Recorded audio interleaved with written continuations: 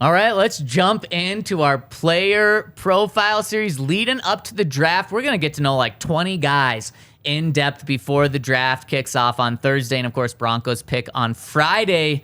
And today we're talking about tight end university. Wow. Henry, why don't you tell us we're talking him? about Sam LaPorta, 6'3", 245. It's weird because, I don't know. This is actually a weird draft for Iowa players because typically you think of Iowa players as like I mean, it's Iowa. You know exactly what every position does. Trenches, big. Exactly. Yeah, Meanwhile, slow. their tight end, he's a receiver. Yeah. Like, he's not really a blocking tight end, which just feels wrong. I guess Noah Fant was the same way, and you see some of that. But yeah, despite popular opinion, Sam LaPorta, he's a guy who catches the ball, and that's why he probably might be off the board by the time the Broncos pick. Wow. He could be. It'll be right around there. I think a lot of those tight ends could go in a bunch of different orders. But if he is there, he could definitely be a target for the Broncos. Not blazing fast. That's not really the strength. It's more the get open underneath. But again, like every tight end 40 time is like 4, 5, 8. Wasn't that like what Alberto was? It's like the fastest. Alberto and Noah Fant were 4.4. Yep, 4.49 and 4.50. There But you then go. Greg Dulcich around like the 4.68, I think. Exactly. And who did we talk about on Friday was also that No, the exact Dulcich same. was 4.70, and the guy we talked about the other day was 4.69. Yeah. And that's where, again, like you got like kind of this slim range. Nobody runs more than like a 4.9, and the 4.8 guys are slow. And I think he was somewhere more or mid 4.6s. I should have pulled it up. But again, receiving tight end can get open underneath. There you go. I love this guy. And the reason is because I watched every Iowa game this year.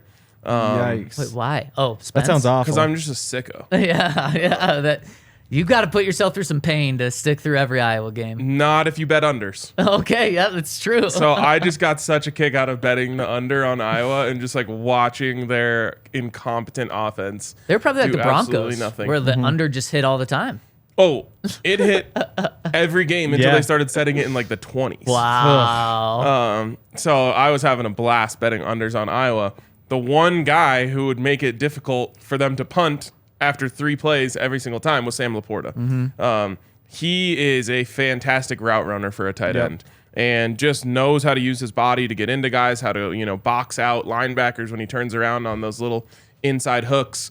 Really, good at the top of his routes, especially, out-breaking routes, like got open on a ton of outs. And so every time on third down when I was trying to get Iowa to punt, I would just be screaming at, Purdue's defense, like, cover LaPorta. It's the only guy that could get open. And so I was really impressed with him. Like, the stats, 58 receptions for 657 yards and 1 touchdown are not impressive unless you watched Iowa. Right. Yeah. And you're like, wait, right. that might be 2/3 of their entire offense the Exactly. whole season. Yeah, I mean, for any college player, but especially a tight end, especially at Iowa, he had over 100 catches his final 2 seasons. The That is production crazy. is off the charts. Not only 4 touchdowns, not impressive. Remember, Noah Fant They don't was just score like, touchdowns. right, exactly, Yes. exactly. So I'm giving him credit for what he did at Iowa. But I don't disagree with what either of you guys said. But viewing this from a Broncos perspective, it does not make sense to me. It doesn't make sense to me with either the 3rd round picks, with really even the 4th round pick. I mean, if you want to go 5th or 6th, sure. But like Henry said, he's certainly not going to be there in the 5th or 6th. And to me, this is Greg Dulcich. I mean, he is a receiving tight end. It's funny because we talked about how tight ends are always listed at 6'5", 250. Except for Sam LaPorta. They can't even sell him on 6'5", 250 because when you look at him, he's like a big slot receiver. And I don't mean that in a bad way. He plays the inside of the field really well. He does have good speed for the middle of the field, good route runner, good feel for the field as well. But come on, you drafted Greg Dulcich last year. So unless they want to trade Dulcich for a 4th and then use one of their 3rds on him, it doesn't make sense to me. He's not a dominant blocker. He's not going to be a dominant blocker in the NFL. So the match here, it does not make sense. So Sarah Bettinger tweeted this out, a quote from Mike Kliss on Broncos targeting tight end. He said, I'd put tight end in the mix. It's not that they're not a big fan of Dulcich. It's just that Sean Payton has a different idea of what he likes in a tight end. He likes bigger, inline tight ends. I think Sean Payton wants more of a 3-down guy that really gets in there and is a third offensive tackle with hands, more so than he is the guy with curly hair and high shorts. Wow, I mean, what a shot at Nathaniel Hackett right there, because that's what Nathaniel Hackett always talked about with Dulich, his shorts and his curly hair. Oh, God, that's bad. And, I mean, the difference is, like, Sam LaPorta wants to block. Like, he tries hard when he blocks. That's what everyone said about Noah Fant. Right. Oh, really? Yeah, see, but it just doesn't work for him. The thing about Dulich is, like, again, high shorts guy. He's not out there like, oh, I'm going to beat this guy's ass. I'm going to do everything I can. It's like he's not very good at it, and also he doesn't have, like, blocker energy. And so you hope, like, how old is LaPorta at this point? I think he was only there 3 years. Did he play it 4? You just think of Iowa football players, and you got to think that they all had their 5th 4 and 6th years. That, again, you'd think, yeah, so he's 22 still. Wow. So, and that's where, I don't know, I'd almost just go after the older tight ends because they hit their prime at like 28 once they're grown men going up against some of these smaller guys. But you do wonder if he can put on another 10, 15 pounds. And I don't know. I'm not willing to give up on him as a blocker. I think he, in the future, could probably hold his own. But that's just based on him wanting to. Tight end you, right? Yep, Yeah. definitely. Among Iowa tight ends all time, first in catches and second in receiving yards. That's pretty good. Pretty damn good, especially when you're talking about not just Noah Fant, who is obviously a first-round pick, not just TJ Hawkinson, who was a top 10 pick. Yeah, a top 10 7, pick. I believe. Also, the second best tight end in the NFL right now in George Kittle. Yeah.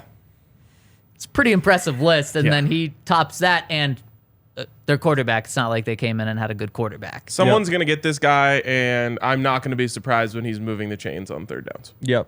His feel for the field is really impressive. Yep. And unfortunately, Travis Kelce has that really good feel, and obviously he's got that with his quarterback too. But those are the things now, if you're not looking for a freak of an athlete at the tight end position like a Kyle Pitts, you're looking for those things from a tight end. What's their feel like? Are they able to read zones and feel zones well? And Sam LaPorta seemingly does that very well. Yep. I'm pretty sure Cooper DeJean, who is their, like all-world speedy corner, I'm pretty sure he scored more touchdowns than anyone on offense.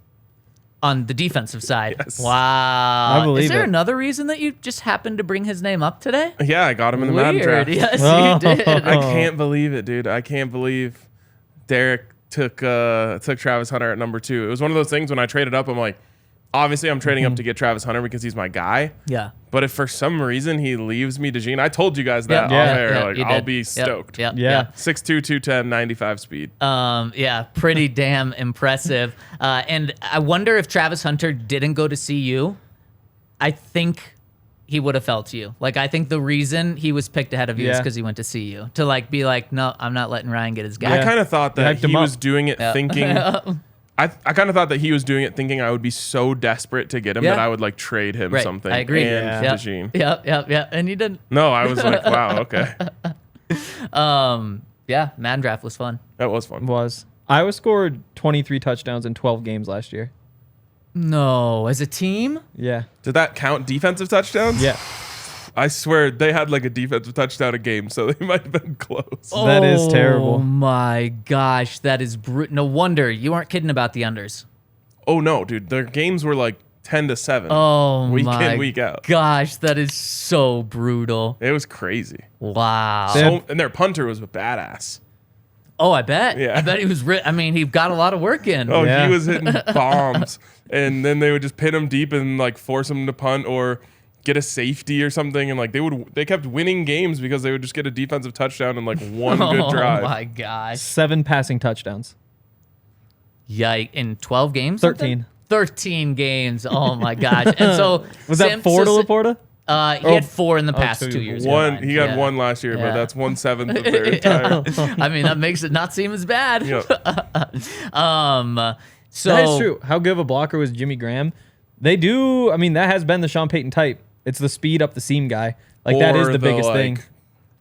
They'll plug him in. But outside of Jimmy Graham, The man hurts guys. yeah. I mean, I Who do was think the for other the big most one? part, Jeremy Shockey, which I guess he did more as a blocker. But again, it was the seam stretching that made his name. When Sean was, I think it was in the pre-draft meetings or the pre-draft press conference that he was talking about tight ends and said some guys are easy to identify, some are hard because you have to project if they're going to be a good blocker or going to be a good receiver. And then there's the guys like, and he mentioned Jeremy Shockey, like instant top 10 pick because he can just do everything. Yeah. And the other thing is, like, you're going to see 3 different tight ends in every game because that's just what Sean Payton does. And so if you could knock Alberto out of that rotation and put in a Sam LaPorta, that would be awesome. See, to me, that's not worth the investment then, because if you're going to have Sam LaPorta to be your second receiving tight end, I mean, that's what Alberto could be right now. Absolutely love if they talked to Alberto and said, you only actually have to run one route all season, and it's straight up the seam. Like, yeah. I just feel like if anyone's going to be able to get that from Alberto and not be so set on being like, no, you have to block, you have to do everything until you can see the field, it's going to be Sean Payton. Sean Payton does a great job of saying, you only do this well, we're only going to have you do that. And if the defense wants to key in on that and sink that linebacker back with him, as he's running up the seam, then you just bring something underneath it. And that's that was the point of Jimmy Graham. Yeah. To do exactly that. And Jeremy Shockey run up that seam. I will say, like I've said this before, so we don't need to dig too deep. I think Alberto's time is kind of come and gone. Like, I think we've seen that there aren't enough strengths to his game to keep him around. I think if anyone can help it, it's Sean Payton. Definitely. To help him, That's is definitely Sean Payton. true. And so that's why if they go tight end at any point in this draft, it's going to be someone that is, in my opinion, more well-rounded. Right now they have the pure blocker in Chris Manhertz. They have the more so of a pure receiver in Greg Dulcich. I do think, and as Mike said, I think that it's going to be an all-around guy.